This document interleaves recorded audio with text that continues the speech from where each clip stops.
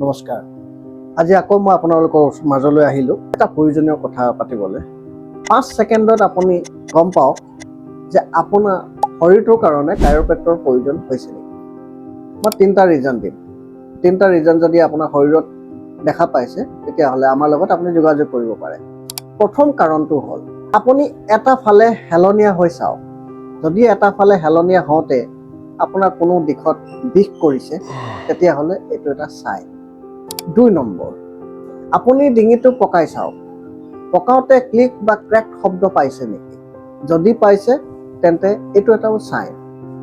3 number, ৰাতিপুৱা শুই উঠি গোটেই গাটো 10-15 মিনিটৰ কাৰণে টান বা ষ্টিফনেছ পাইছে নেকি?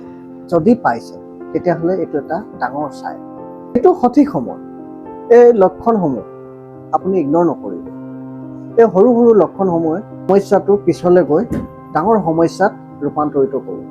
যেনেকৈ ধৰক শ্লিপ ডিস্ক, নাৰ্ভ কম্প্ৰেছন আদি সকলোবোৰ সন্মুখীন হ'ব।